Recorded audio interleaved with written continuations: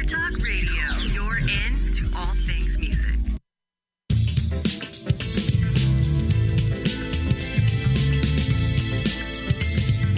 May the best brand win with Scott Robertson's Music Biz Marketing Strategies. Now, here's your host, Scott Robertson.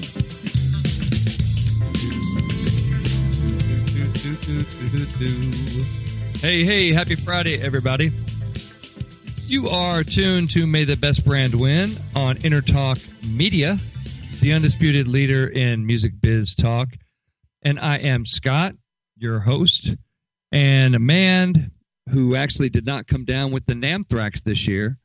I am fully healthy 1 week after the big show, so congrats to me. Very excited.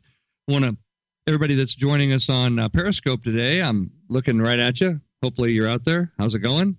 Yay. You're tuned into Intertalk Media for the May the Best Brand Win, and also on Periscope with a camera in my face. That's how we improve things. It's very fun. And with me is Paul in the studio. How's it going, Paul? Pretty good. I think I managed to avoid the NAMM so far, although I think Florentino, our CEO, has got some, and he's trying to spread it around the office. Oh, man, I tell you, it's hand sanitizer and like airborne and emergency and like vitamin C lozenges. I mean, anything you can do, man, because everybody you're shaking hands with at the NAMM show is infected in some way. Yeah. Either like physically or maybe spiritually, I'm just saying that. Possessed by something or other.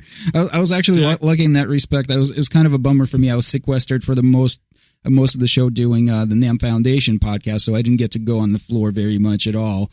So I didn't get to explore that many cool toys. But on the other hand, I wasn't exposed to that many NAMM zombies, so that may be a good thing. Very nice, very nice. Well, it's good that you're healthy. Well, people out there in Radio Land and Periscope Land, if you want to reach me, here's how. My email is scott@robertsoncom.com. My website is robertsoncom2ms.com. And then, of course, on social media, it's facebook.com/robertsoncom. And on Twitter, where you're probably checking this out on Periscope, if you're there, that is @robertsoncom. Woohoo. That's how you find me. I'm excited. We're back. We took a bit of a hiatus while Intertalk Media was sort of retooling down there in San Diego. And, this is episode 75 of the big show. If you want to check out episodes 1 through 74 because you're having trouble sleeping or you just need that extra something in your life, then, episodes 1 through 74 are now available on iTunes for the low price of free. There is no charge for awesomeness. That's what we say. That's what Kung Fu Panda says, and we say it right along with Kung Fu Panda. But it's cool to be back, and it's cool to be here at episode 75, where we're going to be talking about some of the best brands that I saw at NAMM 2018. I thought might as well get the post-NAMM show over with here, and so let's do that. So, There were 2,000 companies. There basically, I think 115,000 plus of your closest personal buddies nuzzled up against you there. Millions of dollars spent, mostly on Bloody Marys on Sunday.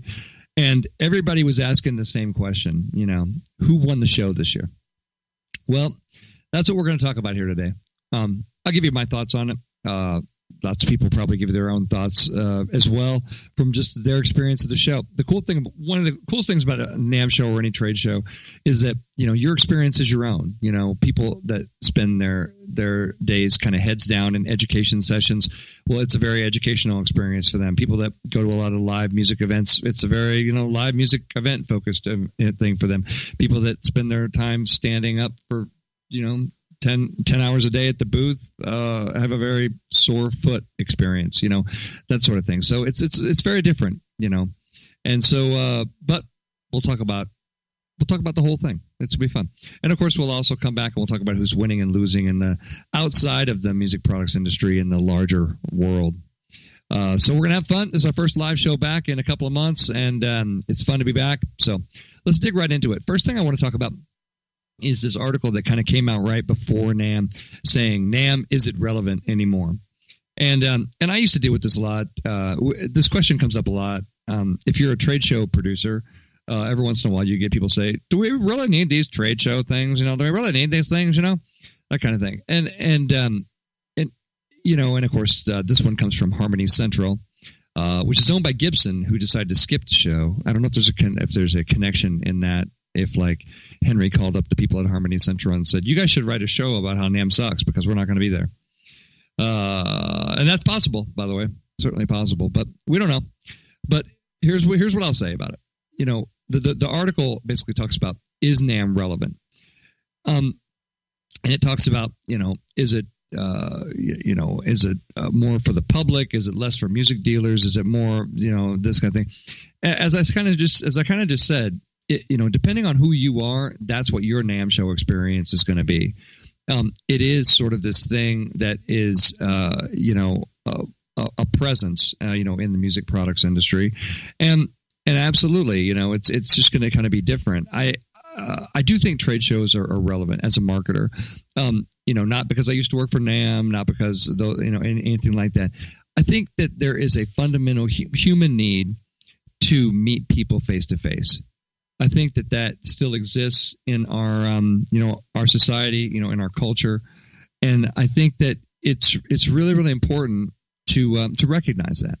I think it's I think if you don't recognize that, then you're not really in the world here with us, because as much as people like to say, the comments after this story on Harmony Central are really ridiculous and stupid, and they say things like, why don't all the exhibitors just put their products up online and anybody can just visit them? Because you can't play a guitar online. Your hand's going to hit the glass of the screen and then you can't play it. You can't experience things. There are some things you can't experience in the online world. What about if virtual reality gets better? Well, virtual reality is going to have to get a whole hell of a lot better to replace the human experience. And I think that's where technology people miss the boat. Is there is something about our biology and everything that there is something about getting together face to face that is just part of us. I love it. I get to see people that I haven't physically seen, in probably a year or 6 months, and that's how we forge our relationships. That face to face time. I get to see my clients face to face. Yeah, I can get on Skype with them. Yeah, I can. I can do a lot of other things with it. But nothing replaces that face to face connection. And I think it's really important for us to recognize that. So as much as people want to say, is it really relevant and that kind of thing? I mean, the show did really well. The show was it was up in terms of attendance, 115,000. I think that's a record. And with a lot more space this year, to actually be able to fit some of those people. So it didn't really feel super crowded, and yet attendance was up. So I think that's a good thing. Well, so now that we know it's necessary, let's talk about who won it. I think, one of the most interesting stories that I saw that I wasn't expecting to see when I came into the show was the acquisition news that Gator Cases acquired Levy's Leathers. And, Gator Cases has a lot of makes a lot of accessories, including cases. And they acquired Levy's Leathers, the Canadian maker of kind of stylish leather guitar straps, owned by Harvey Levy, previously owned by Harvey Levy, and then Crystal Morris and Gator Case came in and acquired them. So really, really interesting, news, right? Because and everybody in the trade side of things was really talking about this acquisition. Everybody was saying, hey, what does this mean? And I think it means, you have a smart company in Gator Cases that saw, an area to expand into guitar straps in a more, profound way. And it seems like a good way to do it. But I'm going to put them in kind of one of the winners of the show because I heard about this story everywhere that I went. Everywhere that I went, somebody was talking about, hey, Scott, did you hear about Gator and Levy's Leathers? I mean, everybody was talking about that. It was in the show daily. It was in the issues of the trade media that come out right before the show. It was in, all those things. And as well, it really kind of dominated a lot of the personal conversations, at the show. So anyway, we're going to say that's a winner, because anytime you can dominate the show news at that level, you're definitely going to be, on the winning side of things. Another one that I saw that was kind of winning was Taylor Guitars. I've done some work with Taylor Guitars here with Robertson Com, and I thought they did a really good job with their V-Class brace guitars announcement. They announced basically they did some teaser videos. They did some really cool stuff leading up to, which I actually saw, and they on LinkedIn and some other social sites. But Taylor introduced its new V-Class bracing system, and basically, while the outside of the guitar kind of remains identical, they developed a unique interior architecture that kind of that they say transforms how the guitar sounds. And basically, it's called V-brace because, hey, it makes a big, the primary braces, form kind of a V shape. And they say that it will completely transforms the way that the Taylor sound sounds, which is risky, because, Taylor is a very good acoustic guitar sound, a very popular model, a popular brand, and with tons of popular models. And then to go out on a limb like that and risk the fact that, okay, well, we're gonna go out with this and we're gonna change our sound, and for people we think we can actually even make this better. I mean, it really shows what the company's master builder Andy Powers is up to down there, and Bob and Kurt as well. But I say kudos to them because I heard about that story quite a few times as well, and I think that I think they did a good job kind of announcing this technological breakthrough in the design of the acoustic guitars. They did a good job with that, I thought. So put them in the winning column.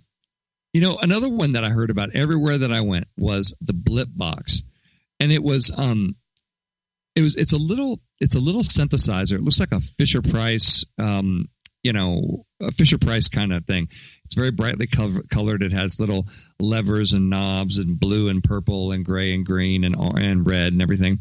And it's really a neat little product. What it is it's basically it has things like MIDI input, audio out. It has LED lights that sync to the music, and it's intended to really let kids, as young as 3 years old, kind of become little music producers. It's $159. They announced it at the show. Really kind of neat. So basically, it has a little proprietary algorithm that synthesizes completely unique waveforms. So you're kind of creating your own sound waves, which sounds like kind of heavy lifting for your average preschooler. But to a preschooler, that'd be like, it'd be second nature to them if you start them at that age doing that kind of stuff. I thought this product was cool. It was a small booth. It was over by the MIDI Association booth next to Hall B on the wall, and it was or kind of where Hall A and B meet, but right up against the front wall there. And I came by there because it kind of caught my eye the first day, and I thought, oh, this is kind of cool. And then I saw, man, they did a really good job promoting it. It got picked up, a lot of places. It made a lot of it certainly got the attention of a lot of media that were attending the show, which is always nice. And everybody was talking about it. So we're going to put it in the winning column. And if you want to check it out for yourself, it's just type in preschool music synth NAMM, or type in Blip Box, which is the name of the thing. Very, very cool. Another company. So I was there with a few of my clients, but one of them, BandLab Technologies. A lot of people were talking about BandLab at the show because they're a very interesting company. They had a very interesting booth because here you have a mobile app, a mobile community with a social community of musicians that's 2.5 million users strong, recording songs all the time, sharing songs, exploring songs, everything. You have that. And then you have this company that's coming out with that's resurrecting two brands from the past, in the music industry's past, Teisco pedals and Harmony guitars. And at the booth, and I was there doing press meetings, for this. The company showed off its Teisco pedals. It showed off its Harmony guitars, and also has a sales and marketing partnership with Heritage Guitars. We had the Heritage team there, and also Mono had a few new things, including a really cool new little a guitar case that's called the Stealth M80, and that thing is awesome. It's what's great about it is it's just so well designed, and so for a mobile musician. And it's so light. I can't wait to ditch the case that I'm currently lugging my Les Paul around in and get one of these Mono Stealth cases. Very, very cool. And it's only like $200 retail. So anyway, that's pretty good. BandLab was another company everybody was talking about. And one of the reasons for that was a really interesting convergence, because between this umbrella of interesting companies. You have Mono, you have Heritage, you have Harmony, you have Teisco, you have and of course Harmony has amps and guitars, and then all of that under the umbrella of BandLab Technologies, and the key piece, of course, being this BandLab app. And BandLab also came out with an education-focused version called BandLab for Education, which was very, very interesting as well. So one of the questions that we always get around BandLab is, how do you monetize it? You give it away for free, but at what point are you going to kind of screw everybody and start charging a bunch of money for this? And the answer is really never, because when you look at this approach, you have a portfolio of companies that are making money, are product companies that are making money. And the funds from that go to fuel the continued research and development on the software side of things. So not only do you have, a very interesting portfolio of companies coming together, you have a very interesting synergy of sort of real products funding the work of, the virtual world, which creates kind of the playground where all the musicians can play using the toys that are sold by the very same company. So it's really sort of a fascinating business story when you think about it as well. And like I said, and the company was really proud to win one of the Best Tools for Schools awards, and they won Best Classroom Teaching Technology for BandLab for Education. So that was pretty cool. Last thing I got to say about the show is I think NAMM itself was definitely a winner. Bigger hall with the ACC North. They had more education and more different types of attendees coming into the thing than ever before. They really were bringing all the pieces of the music industry together. That's what associations should do, so well done. And you are tuned to May the Best Brand Win on Intertalk Media, the undisputed leader in music biz talk. Come on back, we're going to talk about who's winning and losing outside the industry. See you in a few.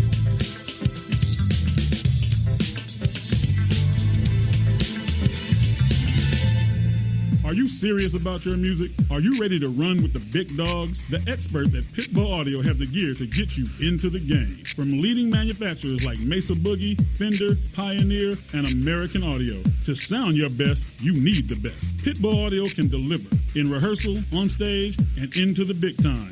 Dropping beats, shredding guitar, or making the crowd roar. Whatever you dream, Pitbull Audio can help make it happen. We are Pitbull Audio. We want you to play it loud. PitbullAudio.com. This is Jackie Bertoni from Jackie's Groove.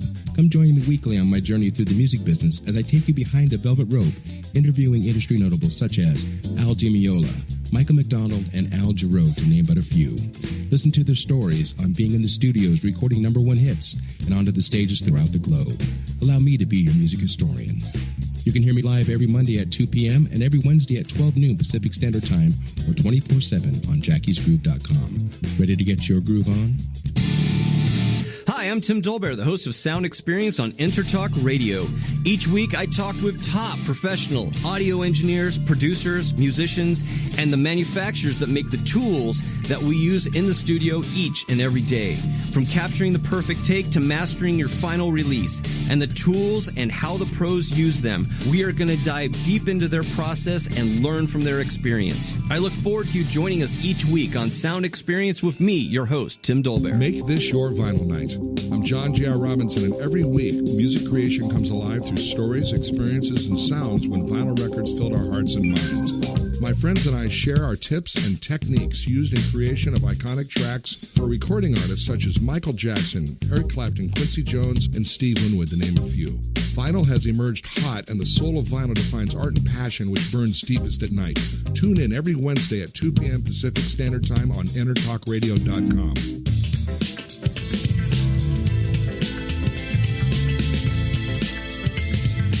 May the best brand win with Scott Robertson's Music Biz Marketing Strategies. Now, here's your host, Scott Robertson.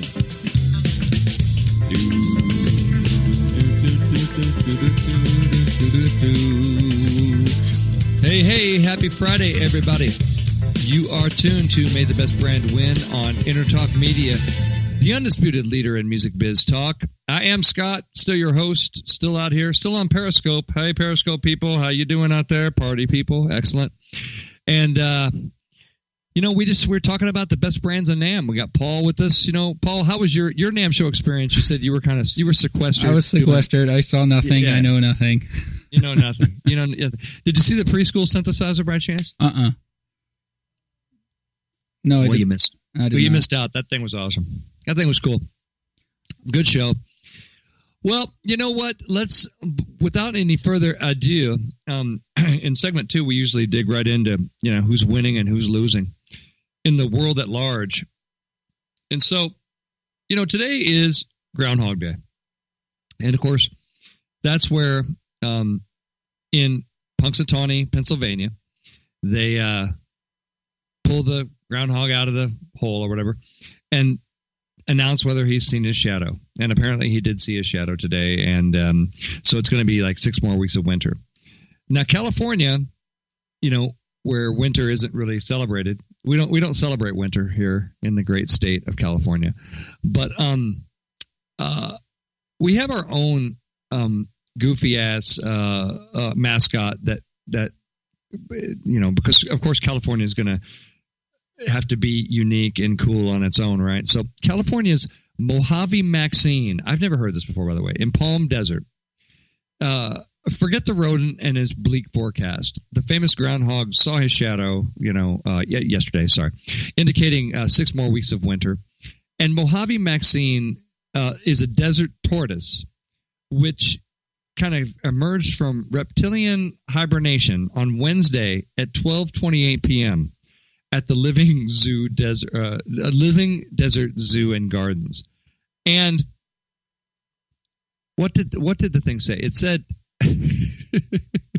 it has been unseasonably warm this year, and our desert animals tell time by weather, not the calendar, said the person watching over the turtle. Typically, Maxine emerges in February, and her January debut means we could be in for a warm year. Okay. There's so much losing going on here. I can't begin to tell you. First of all, that's not a thing. Second of all, we don't celebrate winter. We don't have winter anyway, so we don't care. Third of all, let Pennsylvania have its groundhog, California. You don't have to create your own animal and talk about Mojave Maxine emerging from her shell or whatever. I mean, just stop it. Everybody associated with this thing needs to stop it. I think we can all agree. I think everybody on Periscope agrees, by the way. That's all losing. That's losing. Who's winning is the Super Bowl. By the way, this Sunday is the Super Bowl, where the New England Patriots and the Philadelphia Eagles will do battle in what is sure to be a fine football game, actually. Good teams. So, it's not my team. My team is Los Angeles Rams, and we got blown out by the Atlanta Falcons in round 1. But still, none of us were expecting to make it into that playoff game. So it's all about your expectations, to be honest. And I felt like we did a pretty good job. But the Super Bowl is definitely winning. So the Super Bowl which is going to be on NBC. They are charging more than $5 million for every 30-second spot. $5 million for every 30-second spot. That is what they are getting. Now, how many people watch the Super Bowl? Do you guys know? So 100 million Americans tune in to watch the Super Bowl every year.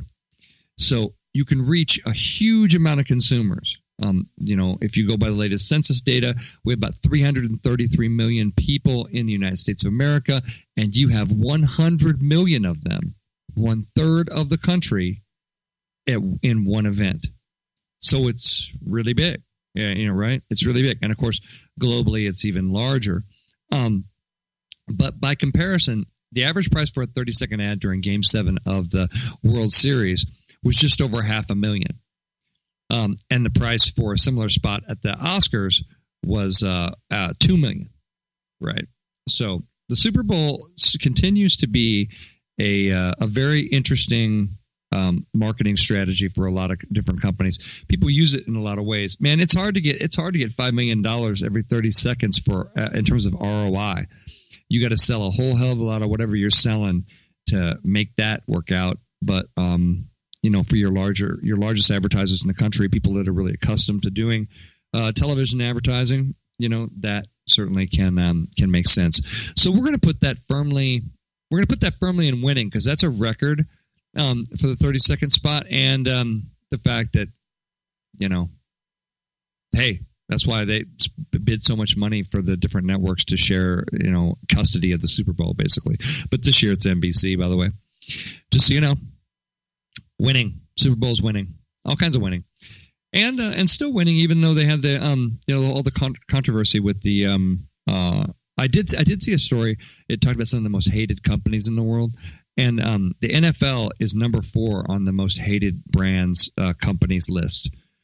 So this is really fascinating, because although people really hate the NFL, we're all still going to watch it, on Sunday, right?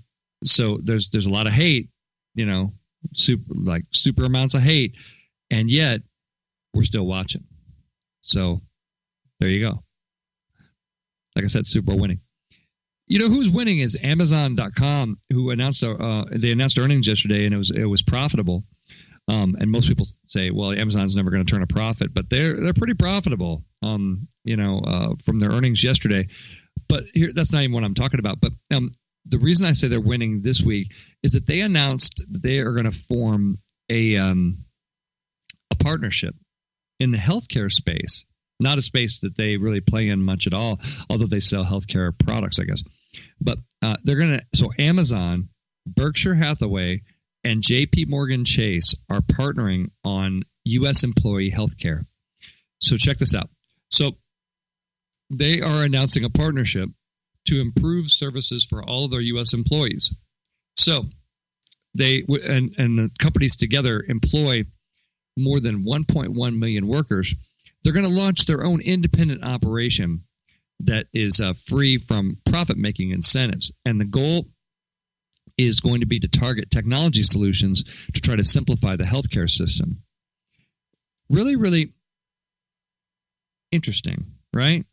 Really, really interesting companies getting involved in areas that they aren't involved in, where their core competency does not lie. But of course, always out there with a good quote comes Warren Buffett, and he says the ballooning costs of healthcare act as a hungry tapeworm on the American economy. That's a good quote, by the way. The imagery of a hungry tapeworm. I mean, if you're going to ask your CEO for a quote, you're not going to get a quote usually like that. You're going to get something that is just complete bullcrap. That's like, well, economies of scale were not such that the operations and multifaceted solutions and blah, blah, blah thing. But that's a good quote, right? The ballooning costs of healthcare act as a hungry tapeworm on the American economy. We all understand that. We're all a little grossed out by it, as we should be grossed out by the ballooning costs of healthcare. It's well done. It's very well done. So anyway, I'm going to put all these guys in winning. I think that this is kind of weird, but help is needed, is what I'll say. The healthcare system in this country is still a mess, an absolute mess, probably caused by the fact that our Congress said, well, we've been asked for a solution, and then they brought in all the lobbyists and all of the healthcare industry, the insurance industry, in and said, "Will you help us write a bill?" And then, of course, those people did what they're going to do, which is create a bill that's going to be advantageous for their system and their shareholders. Hello, and And then we wonder why the system is so, incredibly messed up as it is.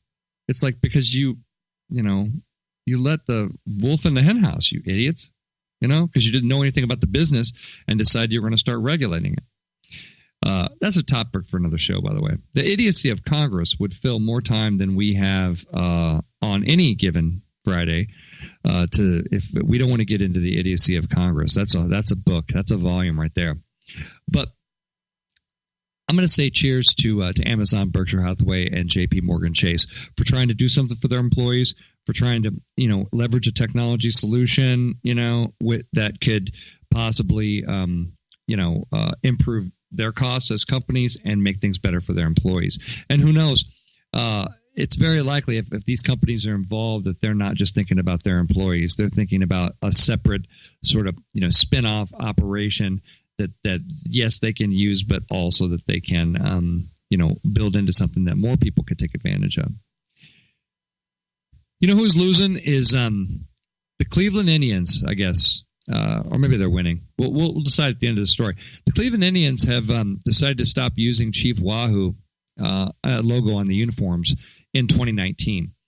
MLB says the Indians will stop using the Chief Wahoo logo, and the logo, which features a smiling Native American, is not appropriate for field use.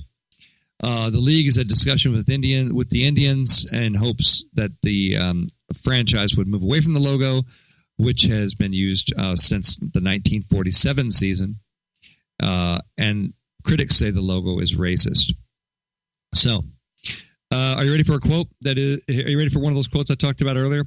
Major League Baseball is committed to building a culture of diversity and inclusion throughout the game. Over the past year, we encouraged a dialogue with the Indians organization about the club's use of the Chief Wahoo logo. So now Cleveland will still sell merchandise featuring the mascot. And actually, here's a great irony for you. That is actually necessary if Major League Baseball and the Indians want to maintain the trademark. Because if they stopped using it, they could lose rights to it. And then, somebody else could snag it and, I don't know, put out that kind of merchandise. So, I don't know. I have a lot of friends that are Indians. I've never heard one of them be offended by any of the sports team names that or mascots or anything like that. That's never once really come up. But maybe there are some folks out there that think that you don't. I don't know. I don't think our minds even necessarily go to that place. But here in the grand age of political correctness, I guess more people's do than it made sense for the I guess the pressure. The pressure of the whole thing caused them to do it. So I don't know. We're gonna put them in. I guess we're gonna put them in winning at that point because they did what Major League Baseball wanted, and winning because they did what they feel like is a more appropriate thing for this time in history. So there you have it.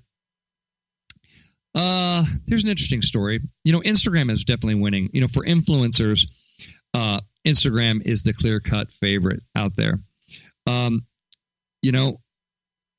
Influencers favor Instagram because it provides an easy way to leverage their followings in service of brand campaigns.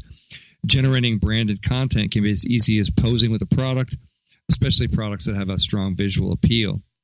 But a recent survey from the analytics and social marketing platform Clear found the number of influencer posts on Instagram nearly doubled to a little more than 1.5 million posts worldwide between 2016 and 2017.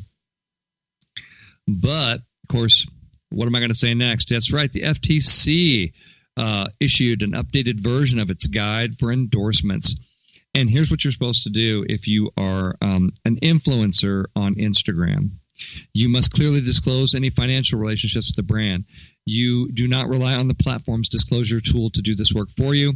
You stick to unambiguous disclosures instead of vague or abbreviated hashtags, and don't make the user click to another page to see the disclosure.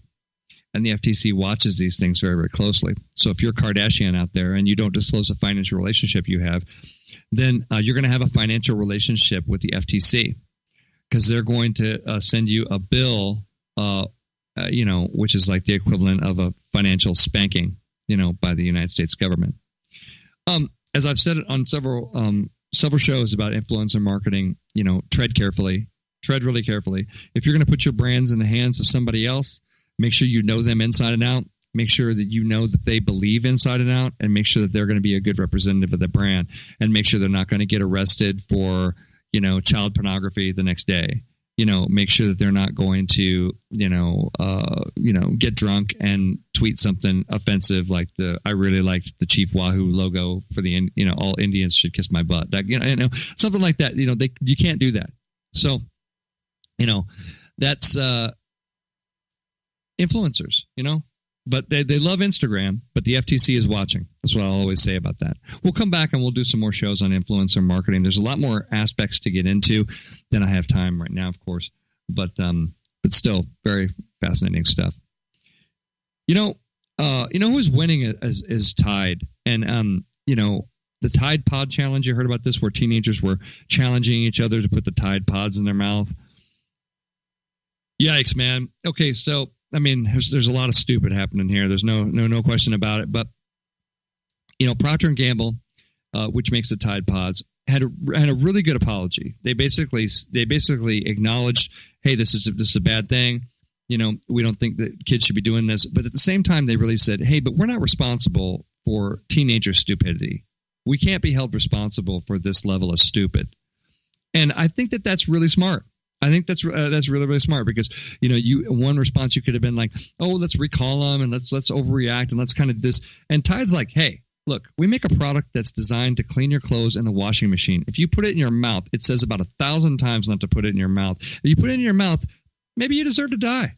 It's like it's just, no offense, but what would you expect them to do here? They showed the appropriate amount of sensitivity, and they took care of business, and I think that everybody showed that it was a serious situation, but without overreacting and doing something like, oh yeah, we're so sorry, it was our fault, and we're going to change our packaging, and we're going to change everything else. It's like, it's not your packaging. You have a bunch of dumbass teenagers putting Tide Pods in their mouth, and it's like, and that kind of thing. So I think,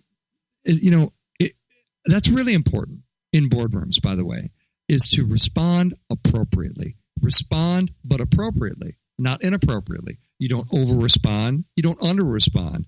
You respond appropriately. And that's exactly what Procter & Gamble did with the Tide Pod Challenge. So that's who's winning and losing this week. Come on back, and I am going to give you some tips on some ways that you can win any trade show. So come on back. We'll see you in a few.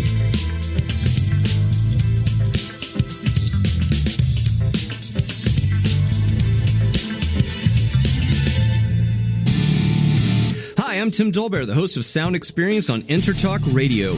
Each week, I talk with top professional audio engineers, producers, musicians, and the manufacturers that make the tools that we use in the studio each and every day. From capturing the perfect take to mastering your final release, and the tools and how the pros use them, we are going to dive deep into their process and learn from their experience. I look forward to you joining us each week on Sound Experience with me, your host, Tim Dolbear. Are you serious about your music? Are you ready to run with the big dogs? The experts at Pitbull Audio have the gear to get you into the game. From leading manufacturers like Mesa Boogie, Fender, Pioneer, and American Audio. To sound your best, you need the best. Pitbull Audio can deliver in rehearsal, on stage, and into the big time. Dropping beats, shredding guitar, or making the crowd roar. Whatever you dream, Pitbull Audio can help make it happen. We are Pitbull Audio. We want you to play it loud. PitbullAudio.com. Make this your vinyl night. I'm John J.R. Robinson, and every week, music creation comes alive through stories, experiences, and sounds when vinyl records filled our hearts and minds. My friends and I share our tips and techniques used in creation of iconic tracks for recording artists such as Michael Jackson, Eric Clapton, Quincy Jones, and Steve Winwood, to name a few. Vinyl has emerged hot, and the soul of vinyl defines art and passion which burns deepest at night. Tune in every Wednesday at 2 p.m. Pacific Standard Time on intertalkradio.com. This is Jackie Bertoni from Jackie's Groove. Come join me weekly on my journey through the music business as I take you behind the velvet rope, interviewing industry notables such as Al Di Meola, Michael McDonald, and Al Jarreau, to name but a few. Listen to their stories on being in the studios recording number one hits and onto the stages throughout the globe.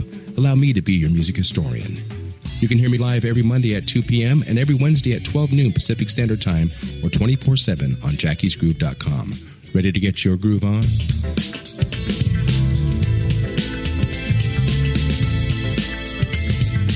May the best brand win with Scott Robertson's Music Biz Marketing Strategies. Now, here's your host, Scott Robertson.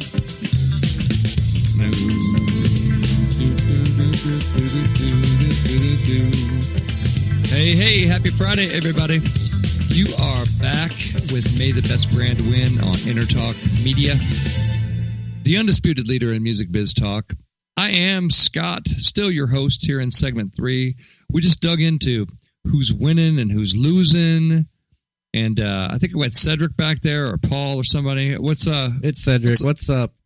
What's up, man? Did you hear some of the winning and losing stuff? I did hear some of the winning and losing, man. And it's got me thinking, like, lay it on me.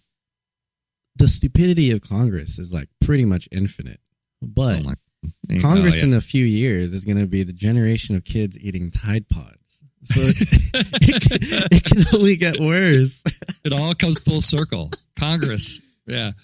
Congress eating Tide Pods and the entire I think the entire country would jump up that would help out a little bit, Glee. Would jump up with glee, be like, yeah, that was the Tide Pods thing, man. And the worst part, it's probably the social influencers eating Tide Pods. It's all connected. This is some Illuminati shit right here. I know, right? It's so true. So true. Well, let's get into so segment 3. I always like to give you guys a little bit of some tips and tricks and fun stuff. And today we've been talking about the best brands at NAMM 2018, and we talked about that in the first segment. And here in segment 3, I want to give you a few ways that you can win a trade show. I get that question sometimes. Well, Scott, there's 2,000 companies there. How can I stand out? How can my company win? And you saw, like with Blipbox, it doesn't take a big booth, and it doesn't take, it doesn't take like a huge, sponsorship or a big booth or anything like that to win a trade show. You just have to be, unique and cool and great and all those kind of things. So, here's a few surefire ways to win the show. Number 1, have a plan and begin planning early. It's not too soon to start planning next year's NAMM show right now. This is a great time to plan. Why is this a great time to plan? Because you come back, it's really fresh in your mind. It's really, I'm not saying that you're going to work on it every day until the next show, but I'm saying right now in this window, this is a great time. When I used to work at NAMM, this is when we would sit down and go, okay, what was working? What didn't work? What should we do better? What can we do different? That kind of thing. We would always kind of do those exercises as the last, piece of kind of putting a show to bed. And all of you should be, marketers out there should be doing that too. So, have a plan, and really begin that plan very, very early, and then revisit that plan. And then when it gets to be like September, make sure that you are firmly executing your plan. Don't wait till December, to start executing it. One thing from a public relations side of things is that, all of the press that kind of comes out on the long leads at the show, and including the show daily, all of that really goes to bed about mid-November, right? I mean, there's a few exceptions here and there, especially things that are happening at the show, like your celebrating a birthday and they're going to have a big birthday cake and this president and CEO is going to be there. Well, that's a moment that's happening at the show, and they'll shoot that and take that at the show daily. But, if you're launching a new product and you're going to be launching it, and you've got an image of it and you've got the press release, then, send it out around mid-November so that you can make sure your stuff in January is lock solid. Timing is everything, and this is, as we talked about. So this is tip number 2, timing. In the news business, we have this thing called an embargo, where we can send a press release to a journalist and we could say, embargo until, February 3rd, 2018, or embargo until February 5th, 2018. And then the journalist, if they're a good, reputable, respected journalist, they will honor that, and they will go, okay, great. We got it. Let's see if we like the story, we'll slate it in there for, not before February 5th, and we'll put that out there. At a trade show, what that allows you to do is sort of time your coverage. You tell people when they can cover it, and then they decide whether they want to cover things. And that's how you get breaks at the show, where you get a lot of kind of news breaks at the same time. And I think it's, it's just really, really important to think through the timing of everything. A lot of clients that I work with, we're doing good just to figure out what somebody's going to be doing at the show by like mid-November. But there are other folks that know exactly what that product launch roadmap is going to be, and there's and the more you kind of time things and set things up, the better chance you have to kind of quote unquote win the show. And you can set up little teaser things like Taylor did with this V-bracing guitar. You can set up little ways to tease an announcement that you're going to be making at the show, without actually saying it. You can kind of do that. We did it a little bit with BandLab and Tysco and Harmony by sending out some media alerts that were sort of teasing that the brands were coming back. But we, didn't really say what products were coming out and everything until we had the show, so that we were able to save that. And then we were able to kind of go out with that in short order with the, at the show. So again, just remember your timing. Think about your timing. Very important. Number 3, use your time wisely. You've only got, if you want to win the show, you got to make every minute count. Now, from our public relations side of things, we schedule a lot of meetings with press for a couple of reasons. We want to get feedback on new products from them. We want to encourage them to, cover whatever products, are coming out.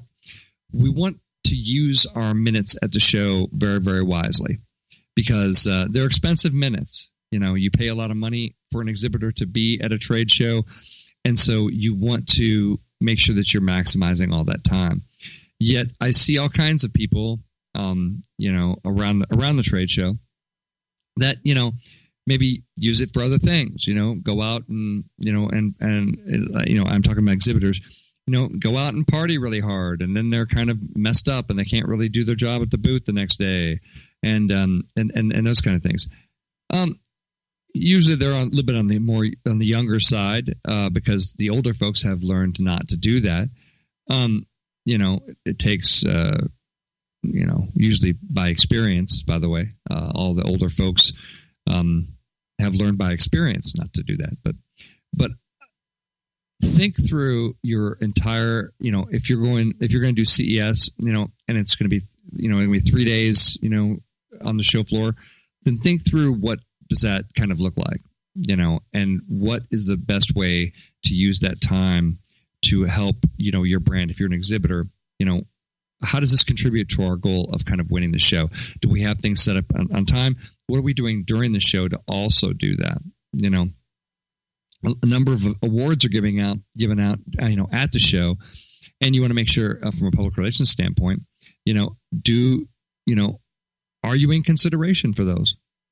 Well, not saying necessarily that you can influence the process, those kind of things, but you certainly can know who is involved and at least get your clients their fair shake, and at least get them, considered. It's all about being considered, because if judges for these, best in show awards or best tools for schools, if they don't know what you've got, if they don't know you exist, if you haven't done that job and you haven't used your time at the show doing that, then it's going to be very, very, very, very difficult for you. So I would just say, think through that time. Really think through it, how you're going to use that time wisely. Tip number 4 of how ways to win a trade show: make sure all of your touch points of the brand are kind of working together. This is where we talk about our owned media, our shared media, our paid media, and our earned media. all the things that we're doing, we're setting up ad buys, to make sure that our products are in the NAMM show issue. Well, what does the editorial look like, for that too? Do we also have editorial there, that's backing that up in that magazine? Make sure somebody's thinking that through, in terms of our sharing, are we, if we're getting news coverage at the show, are we sharing that in a timely fashion, so that even more people can see what we're doing at the show, can see that the media are paying attention to our brand and those kind of things. What you want is you want to have all of your, touch points really, really working hard together. It's, a good, I think Roland does a pretty good job of that. One thing I noticed about Roland when I was at the show is that, they have an ad in the show daily. They have, coverage in the show daily. They have, things coming out from the breaking news of the show, like Music Radar and Electronic Musician and those kind of things. They have, breaks, going out.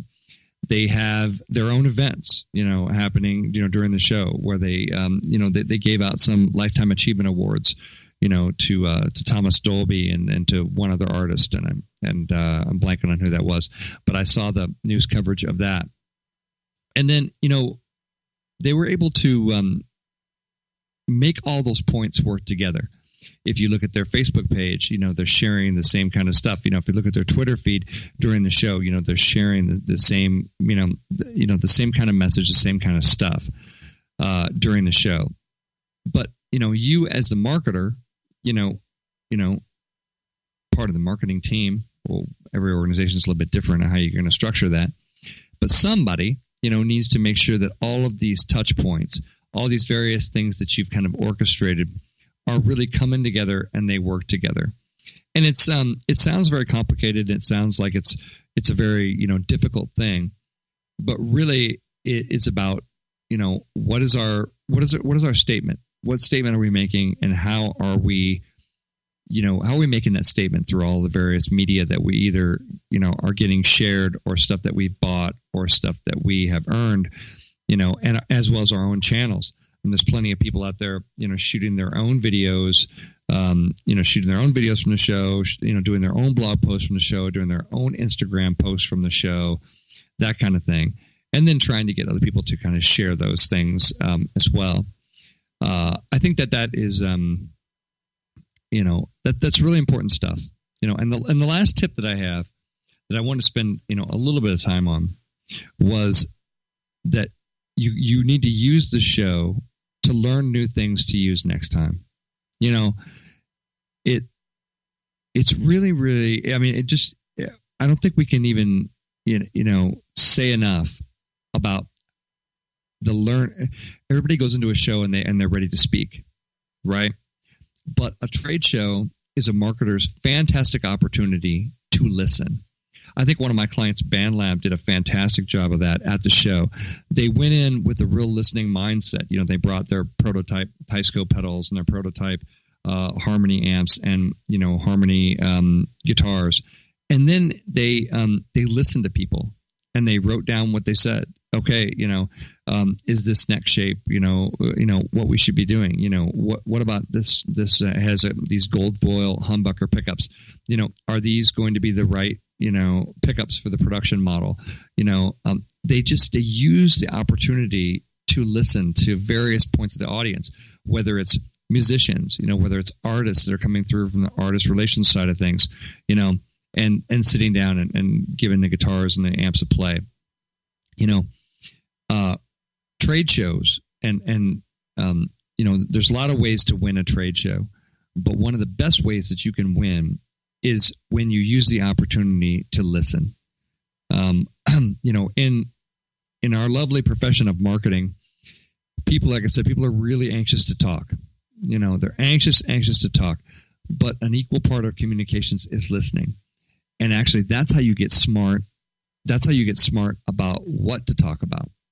Because as we talk about in all of our branding lessons, throughout all the shows, we know that branding is really a conversation that a person is having with themselves, and your job as a branding, person, as a marketer, is to try to intersect your brand into that conversation. And it's not easy to do because people, they don't want you in their conversation about themselves necessarily, but maybe they do. It depends on the person and depends on what they're doing. But generally, it is, I think the fallacy of branding is when we think that, we own it, we control it. And, this many people think that we're this, so then we're going to be that kind of thing. And it's like, no, that's not how it works. It's how can we be a part of that person's kind of journey, when it comes to branding, and then how that extends into, tip number 5 here is, what we're trying to learn new things. We need to learn new things about them, right? We need to ask them some questions like, why does that appeal to you? Don't be afraid to kind of probe a little, why do you like that pickup configuration? Why do you need it to be lighter? Why because they will tell you all kinds of things. They will tell you all kinds of things that you can kind of sort of mine for the actual truth of what it is that we're trying to do. So learning new things, that you can use next time is a really, really good thing. I think that, and kind of another reason, just to go back at the top of the show, we talked about our trade show is still relevant. You're not going to learn the kind of things that you learn in 1 week at the NAMM show anywhere else. You're not. And people say, well, I could do some focus groups and that kind of thing. Focus groups lie to you.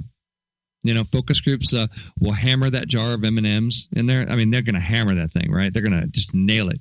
It's going to be empty. There's going to be nothing but little, like it's like a peanut M&Ms murder scene happening over there. But you can learn things at a trade show that you can learn almost nowhere else. And again, those are my tips. And that number 5 one really is one of the most important ones. And I think people blow past it because we're off doing our next thing and that kind of thing. But make sure you share what you've learned, with the rest of the team and have some real thoughtful conversations about that stuff. And what have we learned today?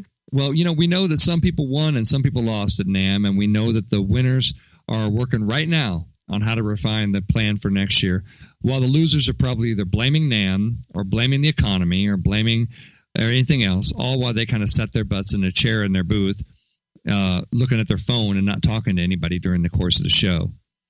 Like many things in life, the difference between winning and losing can be your own attitude. So have a great one, and you will do great things with that attitude. That's it for me, marketing fans. Until next week, this has been Scott Robertson, host of May the Best Brand Win on Intertalk Media. We'll see you next week. Rock on.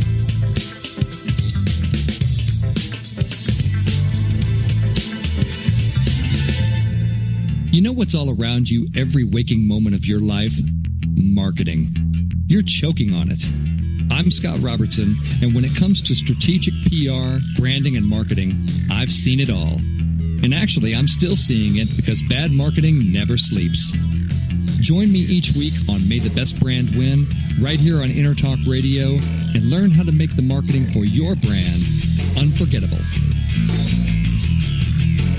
Hi, this is Tim Dolbear from Eclectica Studios. I'm a full-time mixing and recording engineer. I work with Grammy winners, labels, and indie artists, using state-of-the-art digital mixing and restoration tools and the very best in analog gear.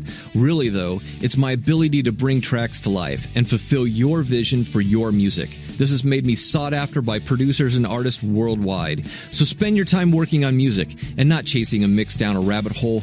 Go to timdolbear.com and check out our free one-song mix offer. Are you serious about your music? Are you ready to run with the big dogs? The experts at Pitbull Audio have the gear to get you into the game. From leading manufacturers like Mesa Boogie, Fender, Pioneer, and American Audio. To sound your best, you need the best. Pitbull Audio can deliver in rehearsal, on stage, and into the big time. Dropping beats, shredding guitar, or making the crowd roar. Whatever you dream, Pitbull Audio can help make it happen. We are Pitbull Audio. We want you to play it loud. PitbullAudio.com. This is Jackie Bertoni from Jackie's Groove. Come join me weekly on my journey through the music business as I take you behind the velvet rope, interviewing industry notables such as Al DiMeola, Michael McDonald, and Al Jarreau, to name but a few. Listen to their stories on being in the studios recording #1 hits and onto the stages throughout the globe. Allow me to be your music historian. You can hear me live every Monday at 2 p.m. and every Wednesday at 12 noon Pacific Standard Time or 24/7 on jackiesgroove.com. Ready to get your groove on?